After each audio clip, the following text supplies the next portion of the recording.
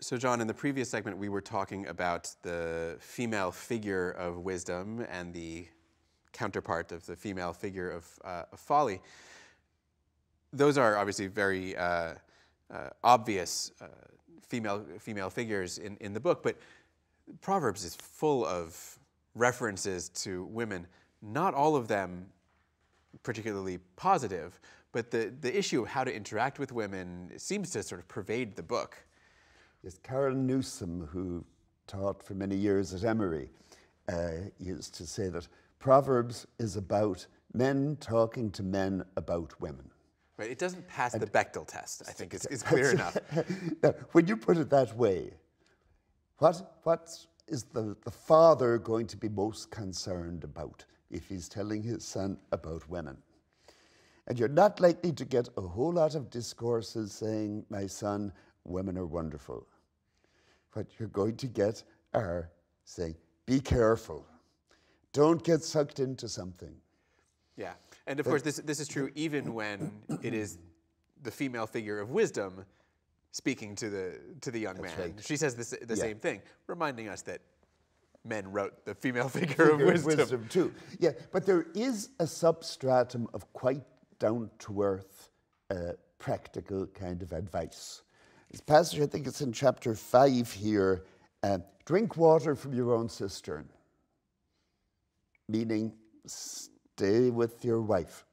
Mm-hmm. But then, interestingly enough, it goes on to say, my son, the fee of a prostitute is only a loaf of bread. The main thing is, don't mess with a married woman, because if you do, you could get beaten up. The aggrieved husband could come after you. So there's, a lot of this is the same kind of conservative worrying about the kind of problems you could get into. And it's largely through adultery. In other words, it's not just sex, it's having relations with a married woman that they're worried about. Though there definitely is there definitely is material in here that at least uses language of prostitution as temptation, right? As sort of the attractive temptation. Again, sort of probably not actually talking about prostitution, right? But be using that as a metaphor for bad behavior generally, or non-wisdom. The classic passage here is in chapter 7. And say to wisdom, you are my sister. It's a safe woman to consort with, presumably. That they may keep you from, and then the Hebrew phrase is Isha Zara. I know, Zara. Yes. I didn't name my daughter Zara after that. But it is quite remarkable that you did name her Zara. Conversation for a different time. Yeah. So I think the Isha Zara, right? This is a case where you need to ask, sort of, which side of the metaphor is getting the weight here. That is, how seriously is this a anti-prostitution or in some ways an anti-female rhetoric, and how much of it is actually concerned with the sort of the lessons to be learned here, right? I guess my question is this: is Proverbs anti-feminist despite having one of the strongest female characters in wisdom?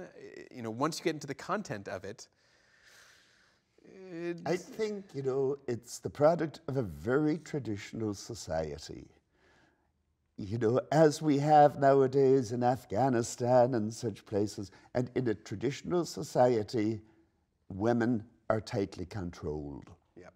And the control is the thing.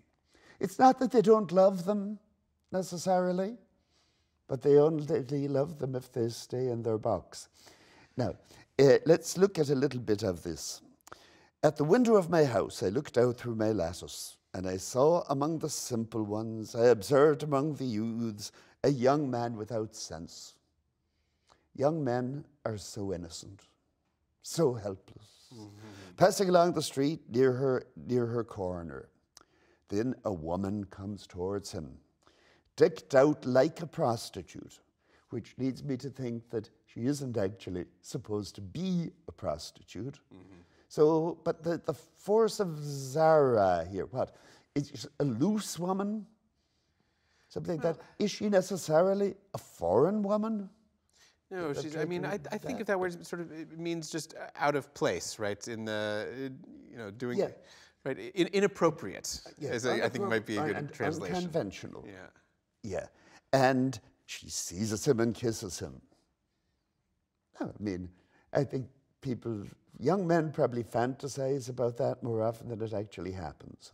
But what it does is it raises the contrast between the female as aggressor here and wisdom, who says, come to me, right? You are supposed to go seek wisdom.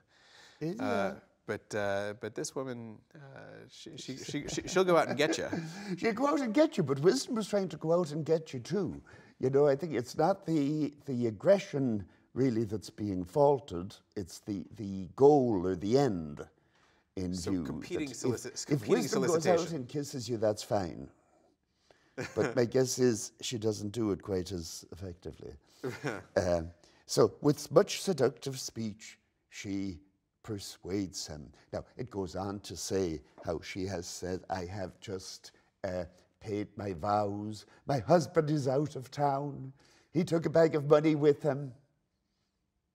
So, now, is this mainly just warning young people against older women coming on to them? Or is this somehow metaphorical for a whole way of life?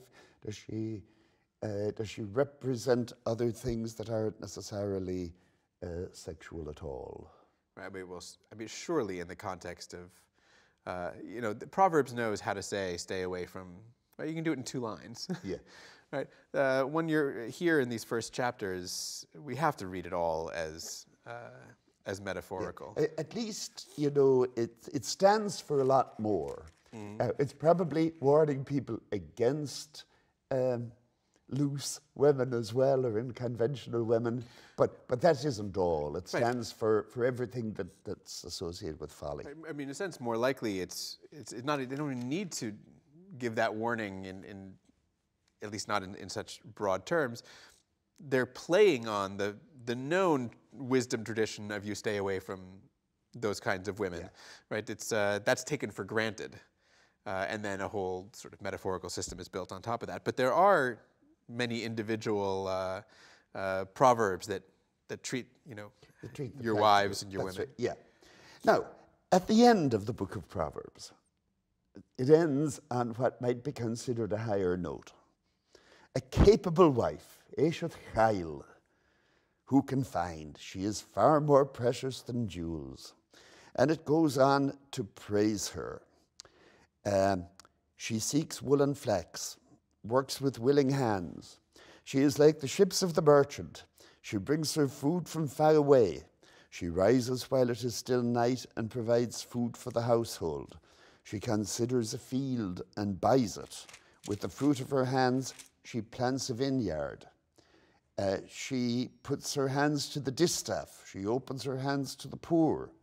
She is not afraid for her household when it snows. She makes herself coverings. Her husband is known at the city gates, taking his seat among the elders of the land.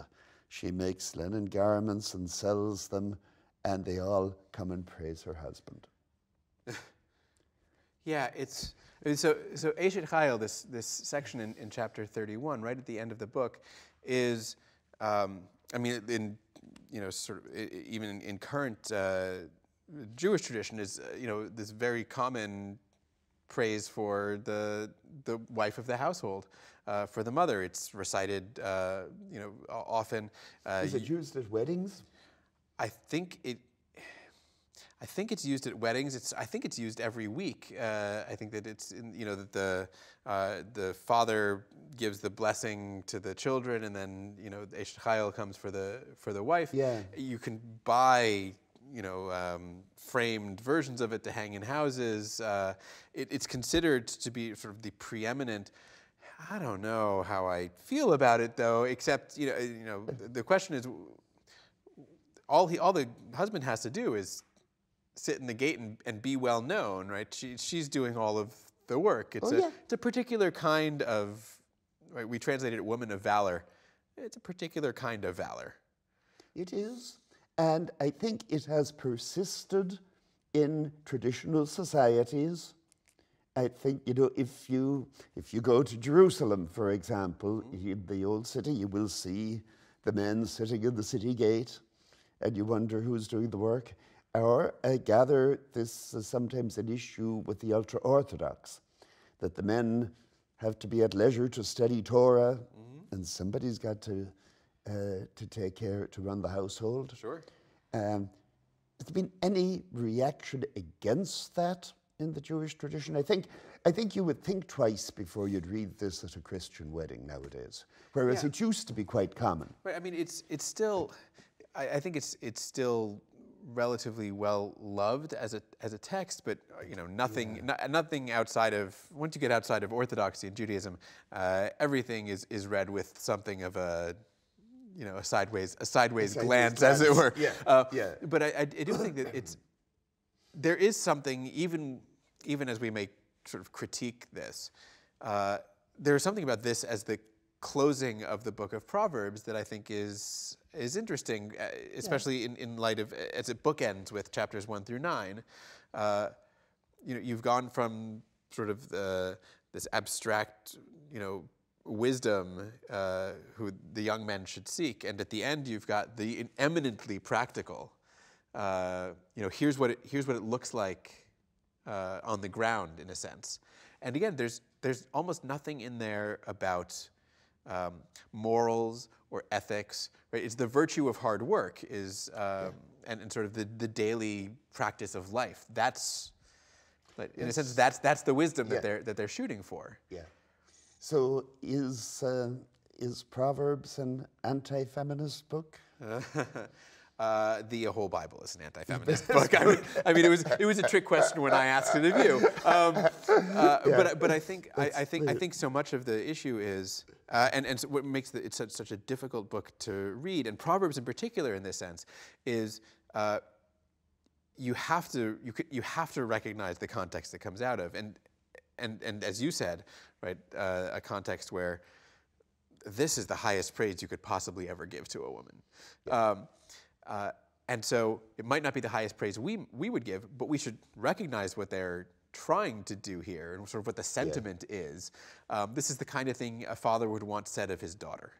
But you can't just take it in the same way that you can't pick up, you know, a verse from the middle of Proverbs that says, you know, don't listen when a woman is talking.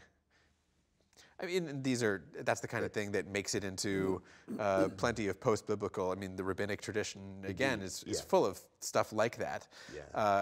You can't take those and say, that's my sentiment for the day, right? My thought for the day is, you know, so it all has to be contextualized, which both, I think, lets us say it's not as good as it makes itself out to be, but also at times allows us to say, you know, they were really trying.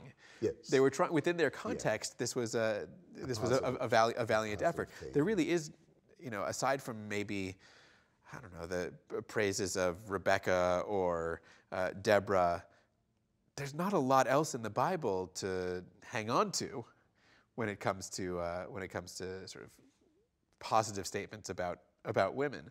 No, and it should be said, you know, there are much worse sayings in later wisdom books.